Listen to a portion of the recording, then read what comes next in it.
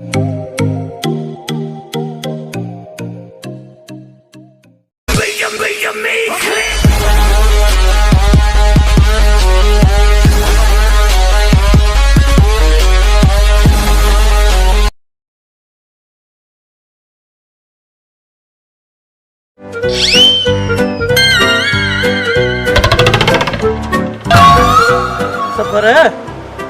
अॼुकल्ह मुल्क में शराफत हली वई आहे। हर को मुर्स माण्हू लॻो थो अचे, मुर्स माण्हू। वॾा इहा त मूंखे ई ख़बर आहे, तूं वॾो दिलेरो आहे। ॿार शल फटाको नथा हणनि, कांच तुंहिंजी आली थी थी वञे। अरे खामोश, तो जो मां सीनियर आहियां, ॻाल्हाइण जी तमीज़ सिख पहिरियों। ऑफिसर में ईअं करण बात तू पंहिंजी ॻाल्हि काई नथो करी। अरे इहो त ॿुधाए, थोरो वण लुणण लॻो तो छा चयो त थाणे लाची आहे, मरी वियासीं। के बि धाव ॾके पियो। साहब साहब त हर कंहिंखे प्यारो आहे, असांखे बि प्यारो आहे, पाण खे मरणो त न आहे। जमादार साहब कुछ होशियार थी, मुर्गो थो अचे। टाटा सां था बीहो, अख में ढिलो बीठो आहे सिपाही। अॻु वठेसि न, पीटर छा जे लाइ आया? ठीकु आहे, मां बि थो वठांसि, तूं ॼण ॾेसि छड़ो।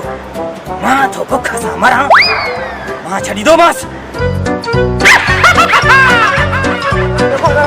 जमादार ॿुध मुंहिंजी ॻाल्हि, ॿुधो हथो छॾे मुंहिंजी ॻाल्हि त ॿुध। जमादार मुंहिंजो हथो छॾाए, ॻाल्हि त ॿुध थोरो। जमादार न मुंहिंजी त ॿुधो था, पंहिंजी त ॿुधो त मुंहिंजी घटि में घटि ॿुधाए कहिड़ी ॻाल्हि आहे। मूंसां वॾो ज़ुल्म थी वियो आहे, मूंखे पंहिंजी ज़ाल त मोटाए ॾियो। पा सदोरा नूर भटारे जो कसम आहे, मुंहिंजो को कमु न थी। मां न तुंहिंजी घरवारीअ खे बरगिल आयो आहे, न ॻाल्हि न बंदि। मां पंहिंजीअ मां ई तंग आहे। इहे सफ़र जा जमादार साहब पंहिंजे गीचे में फिल्मूं कढी मुंहिंजी गीचे में थो वेठे। यार मां त न्याणे जहिड़ो ॿार आहियां, मां त पढ़ाई माईअ खां वहु वेंदो आहियां। मुंहिंजी बि थोरी ॻाल्हि ॿुधो, रुगो पाण में मख वांगुरु चुंबड़ी आहे। मां कोन चयो आहे त मुंहिंजी ज़ाल तव्हां भॼाई आहे, पंहिंजो मुंहुं कारो मां पाण कयो आहे। अदा मार पोइ खुदा जी अॻे असां सड़िया पिया। दिलि मुंहिंजी केॾी थी हले। अरे मार पोइ खुदा जी हेॾे हथ त लाइ, मुंहिंजी केॾी दिलि थी हले, डिग डिग मिशन थी हले। हाणे तुंहिंजो मसलो छा आहे ॿुधा? साहब मूंखे कहिड़ी ख़बर, तव्हां असल में सड़िया पिया हो। चङो हाणे मूंसां गॾिजी हलो, मुंहिंजी इज़त लुटिजी वई आहे। मां कंहिंखे मुंहुं ॾेखारण लाइ लाइक़ु न रहियो। तुंहिंजी बि का इज़त आहे छा जेकी लुटिजी वई आहे? या धूड़ कंहिं पाती, इहो ॿुधाए मूंखे। जमादार साहब मूंखे लेकर नांग खाधो, पैसा ॾेई करे मूं शादी कई। इन खां भलो त मां में वठां। साहब मां जो उते पोत में जंज वठी करे कारियारा कख लॻा पिया। उतो राति जे टाइम में लॾो खयूं हलिया विया। लानत हुजे अहिड़नि माण्हुनि ते जेके पैसनि ते पंहिंजूं नियाणियूं था खपाइनि, ऐं तो जहिड़ा शख़्स पैसनि ते ख़रीद था कनि वञी। वाकई जमादार साहब अहिड़ी मां का किरियल हरकत कई आहे।